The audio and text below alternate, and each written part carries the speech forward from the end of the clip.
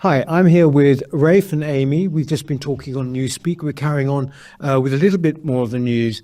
Amy, if I can start with you. There's an interesting survey that came out this week, one of those which sort of still manages to shock, I would say, even though we sort of know, which showed that London, the population of London, 1 in 12, is now an illegal migrant. Not legal, illegal migrant. Yeah, it's quite shocking. So this came from Thames Water, that accumulated kind of statistics for regulatory or business reasons. But it was just because the Telegraph requested a freedom of information on their data that we found this information. So it's quite, impartial and apolitical, actually. So it's probably quite accurate, if not maybe a little bit conservative. But what we found was from the survey was that there are probably over a million illegal immigrants in the UK, and 585,000 of those, so around just under 60%, are living in London. And of course, as you say, that's just illegal migrants. So if you add on to that legal migrants, you're looking at probably a majority of people now are either immigrants or here illegally. And it is shocking. I mean, I don't know. I find it shocking because I think the number 1 in 12, if you think when you walk down a high street or you just walk through London, you probably pass, a couple of hundred people, especially when you're a tube, you encounter, tens or hundreds of people. And that you are encountering probably a lot of people who are here illegally, who are probably living lives, God knows what they're on in the black market or what they're doing, and you don't know anything. We don't know anything about their history. We don't know why they've come here. We don't know whether they have a criminal history or not.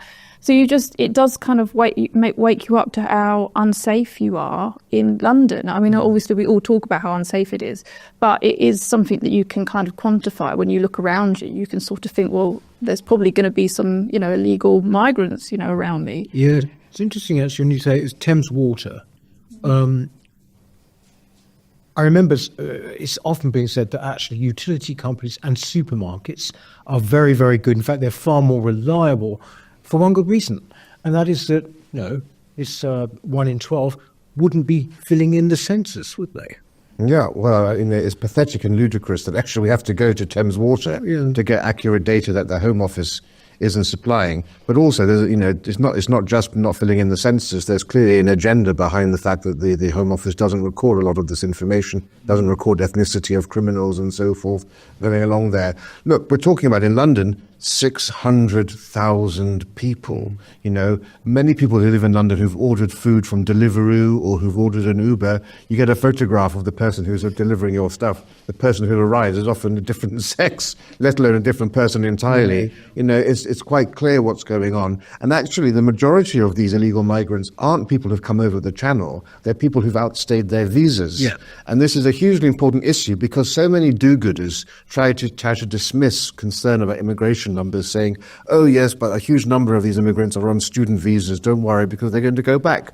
Actually, no. We now know a vast number of these people who are on visas do not go back. They go to bogus colleges, bogus academies, and then they outstay their welcome in this country. The solution to this is clear. I've said it many times. A French politician said it many years ago too. If you want illegal migrants to stop coming here, get cracking down on the underground economy. That's what you need to do, because so many of these people go into the curry houses, into the delivery companies. If you clamp down and penalise the employers and also the rogue landlords who do no checks on people who are staying there, and you get 10 of these people staying in one room and so forth. If you clamp down on the attractiveness of London, they will go back to where they came from. Well, they'll stop coming over here. It's not rocket science. Yeah, and you say about curry houses. Is there any connection with the massive amount of barbers and nail bars and vaping shops? Is there a connection there with the illegality? Yeah, and electronic stores as well. But what you're saying, crack down on. These exist all around us, and you all kind of know what they're about. Yeah, you can see that they're not doing any business. I spoke to someone who recently went into one of these shops, and they actually turned them away, and they were saying, I want to buy something, and they said, no, we're not selling today. And it was very curious that they would have the shop open. They have to dust to their stock because no one's buying them. Yeah. And also, they're overpriced and so forth. But these are mainly money laundering schemes by criminal gangs, which is a bit different to I'm sure that they've got illegal migrants working there, but these are criminal gang enterprises. But you would have thought all. I mean, the police can see this. It's there for everyone to see. It's not hard. You don't have to be a detective to walk past one of these things and think that's a bit odd. But there doesn't seem to be any police interest in them. I mean, who actually even has their phone mended these days? Does anyone? It's a bit like cars. Cars don't break down anymore, do they? It's like you don't. When did you last go into a shop to get your computer mended or your phone? It just doesn't happen. Not often. They're like phantom shops, aren't they? Really. But there's another issue here, of course. If you have 600,000 more people at least than we expected, that's explaining why there are demands on A&E. That's why they're, especially now, of course, we found out that the NHS is prioritizing illegal migrants over the general population. And then you wonder why we have beds in corridors and so forth, because these people can't go to a GP because they're not registered. So they just go to A&E all the time for anything. And that's one of the reasons, let alone all the other issues about housing. And because no councils, no governments are accommodating that number in their mind when they're doing all the planning for all of the basic infrastructure of a society. But no, I mean, the problem with this is on a practical level. And I don't know whether this would happen in America or maybe it has already. If you try to, got the police or even the army along to uproot illegals, to say, right, off you go now, on the plane, the NHS wouldn't help you, right, because they're too politicised. You'd have these huge demos that basically force the police to let them go. I mean, there's no helping. Send the army in. Get the army in, and get proper riot police to push back demonstrators, bring back the water cannons, whatever you need to do to stop this. I'm sorry, this is a national crisis and we have to stop pussyfooting around, and we need to just look over the Atlantic to see and get inspiration for what is possible.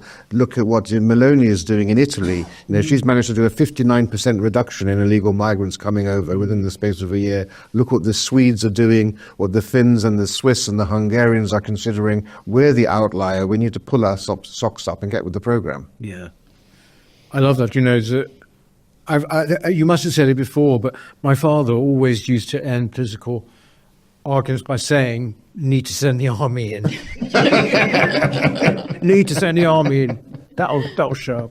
And so we finally reached that point. We've actually sent in the army. Thanks very much, Amy and Rafe, and see you next time.